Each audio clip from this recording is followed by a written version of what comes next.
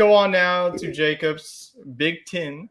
Now, this is going to be a Big Ten conference similar to the SEC that next year we're going to have two West Coast teams with USC and UCLA, so that will be interesting. We'll have USC versus Northwestern all the way out there in Evanston. That will definitely be a treat, especially with them getting CBS. So that will be definitely interesting to watch. So in with Gary Danielson, out with Gus Johnson. I'm sure that Jacob is definitely excited for that. But another refresher too. Let's go now on to the Big Ten West. Give you a refreshers. What a dang division this is. This is the greatest division of all sports. That's sarcastic, people. You got Purdue won it last year out of who knows how. They had so many teams that could not score the football at Iowa. And then you had Illinois, no more Chase Brown. How will they do without their star running back, their defense, without their, defensive coordinator moving on and accepting another job? Then you have Iowa. Do we really need to talk about this team? I mean, Iowa's offense continues to get worse and worse and worse. Minnesota is definitely going to be a team to watch. Wisconsin with their, with their head coaching, and then Nebraska too, and then Northwestern. We don't have to talk about them. So out of all those teams, who will win this sorry dang division of the Big Ten West? Jacob, I'll give you the honors. So interesting story. The top two teams that finished in the division, neither team has their starting quarterback from last year. Yeah. They have said sayonara. But Iowa gets a transfer, and it's going to be weird. So that's going to be an interesting fit there to see what happens. Two teams that are, I think, the only two teams that are contenders are the Iowa Hawkeyes and the Minnesota Golden Gophers. So I think the Golden Gophers are going to take the division. They finished 9-5 last year, and it was good enough for fourth in the division, only because they finished 5-4 in the conference. So I think that they have a young quarterback that they're trying to develop. Of course, Tanner Morgan. Don't have 10-year player Tanner Morgan. God Almighty, it's gone. Lumberjack Morgan. It is now a time for a new era there, and I think they lost some pieces. I mean, to the transfer portal, their number one running back was transferring, stayed in the Big Ten and went to Penn State, which is a big move for Penn State in the East, and it ultimately just brings down the West, as he was the number one back in the division in the Big Ten West. So I think those two teams are going to battle it out. Minnesota just has more offense. Until Iowa can score the football and score the football consistently, I can't make them number one. Minnesota probably ends up winning the head-to-head to win the division. Well, let's be honest. It's probably going to come down to a 9-6 game in the last weekend of the regular season. In the pouring down rain. Yeah, and it's going to be snowing. It's going to be at a blizzard. College game day is going to miraculously going to be there. It's going to come down to who wins the Big Ten West. No, are you going to go? No, that will be a big noon kickoff, guys. Wait, are you going to go with the Gophers and row the boat, or are you going to go with somebody else? I'm going to go with Jacob's other contender, the team you joyfully skipped over in the recap of the division, the Iowa Hawkeyes. I think that just in a weird division like this, it just comes down to experience and coaching. And I think they did try to upgrade their offense a little bit. They went and got a guy who's won some games in the Big Ten. He wasn't going to win games at the level that a championship contender like Michigan needs him to, but certainly is an upgrade for Iowa. So I think that defense is good enough against a lot of really bad offenses that they can squeak by and win some close games and be the fourth best team in the Big Ten and the best in the West. Yeah, I only really have three teams being in contention for the Big Ten West. Iowa, it's going to be Minnesota, and I'm going to put Wisconsin on here just because of Luke Fickell. It's the Luke Fickell effect. I feel like everywhere that he's been, he's just a consistent winner. I just feel like the offense is just a year away. The quarterback situation, no more Graham Mertz. I'm sure that Wisconsin people are like, thank the Lord that this guy is out of our program and on to Florida. But I do think they do have one of the best running backs in the Big Ten, not named Nick Singleton, and Braylon Allen. I think that he's going to be a beast for them. I think that Wisconsin's defense, what you're going to get from Luke Fickell's system. So in the end, though, I do think that Wisconsin ultimately will win this division. Screw it. I'm just going to do it. I do think I just love Luke Fickell wherever he's been. I'm telling you, the Luke Fickell, I feel like all you need is a really good defense in this division. And who cares if you score 10 points most of the weekends? That's going to be good enough Then for you a should win. be an Iowa fan. But I do think that it's going to kind of come down to those three teams. Iowa of Cade McNamara, I do think that their offense, hopefully, is going to be better than last year. It's definitely an upgrade than Petrus. And then Minnesota, with their question marks at quarterback. I feel like every team in this division has question marks. So I'm just going to go with the best head coach in this division. So I'm going to go with Luke Fickell and the Badgers clinching a berth to Indy. So now let's go on to a division that's actually worth talking about, the Big Ten East. You have a heavy loaded division once again, but you do have some question marks with Ohio State.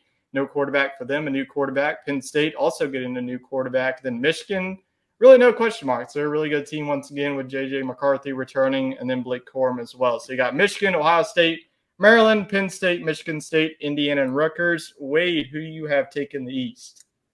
All right, so I'm going to go with experience again here. I'm going to go with Michigan, but this is music to Jacob's ears. I think Penn State could be one of the dark horse teams in the country this year.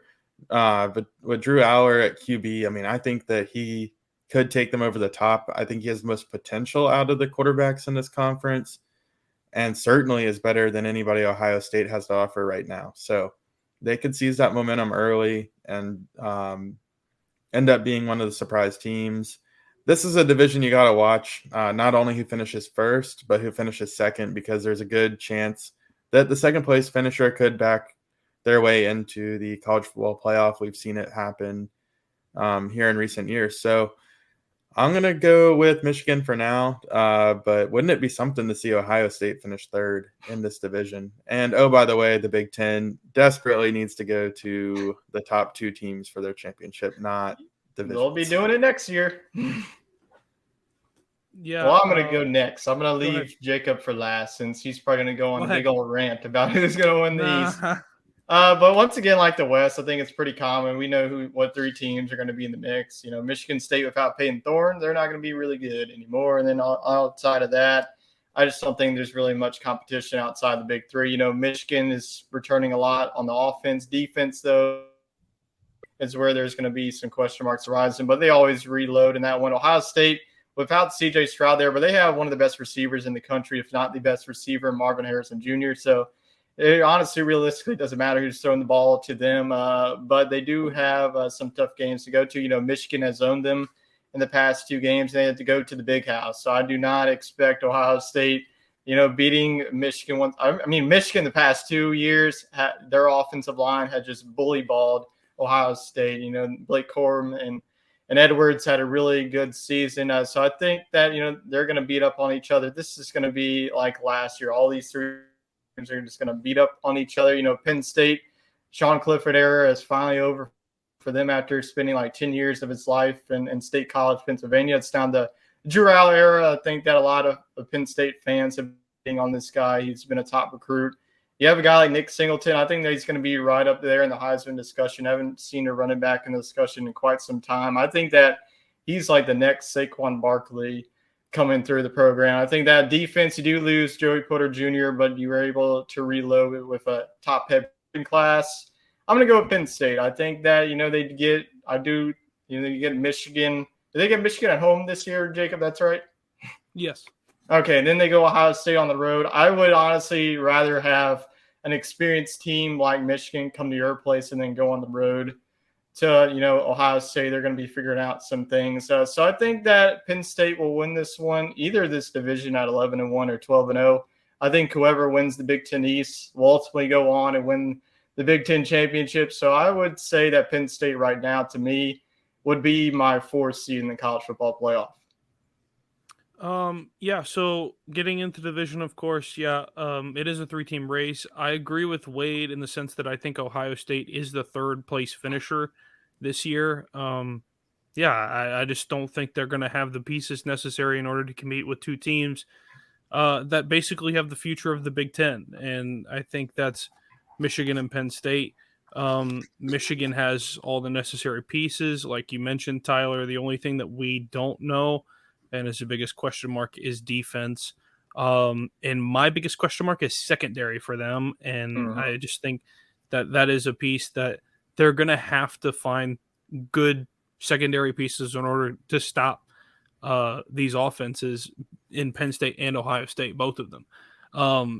I think run defense is huge in the Big Ten, and run defense is going to be interesting for Michigan. They have a decent pass defense for the most part, pass rush. I mean, that's why they're ranked number 2 as far as defense goes, is because of their pass rush. But when you hand the ball off, who knows what's going to happen? Penn State's ranked 4th in the country in defense, so I think that they have the strongest run defense in the Big Ten, and arguably one of the best in college football, being that they have solid edge rushers and linebackers with tons of experience. And I think linebacker U is coming back for Penn State. I'm interested to see what happens. And of course, the big head-to-head, of course, is Penn State has the home field advantage against Michigan. Michigan hasn't won at Penn State in more than 3 years.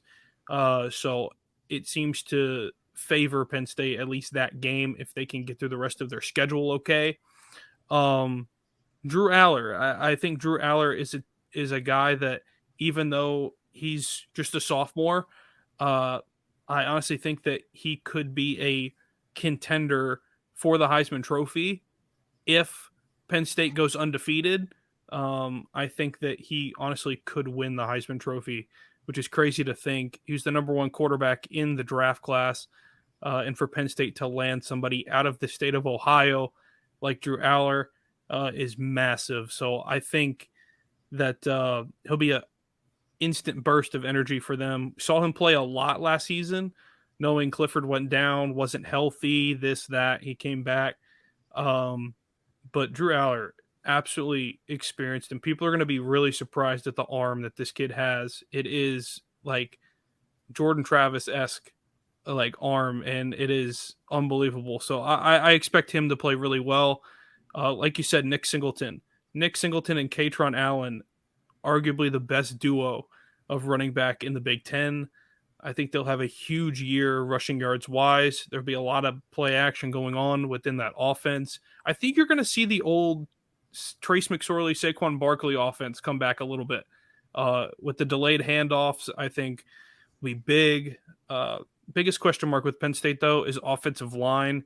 You lost some offensive line pieces. If they have some big boys that can go and block, I think they can do really well. And you have a ton of coaching experience. Everybody is kind of faded off into the distance. Manny Diaz is the defensive coordinator at Penn State and has turned that defense around completely. And they played really well last year for a team that finished 3rd in that division. So I expect it to be a completely new year, completely new team in that sense, and them to go out and represents the Big Ten East in Indiana. So there you have it. The Big Ten championship picks. Wade has Michigan versus Iowa. Could that be a Cade McNamara revenge game in Indy? That would definitely be a headline. Michigan spring game. And then Jacob has Penn State versus Minnesota, and then I have Penn State versus Wisconsin.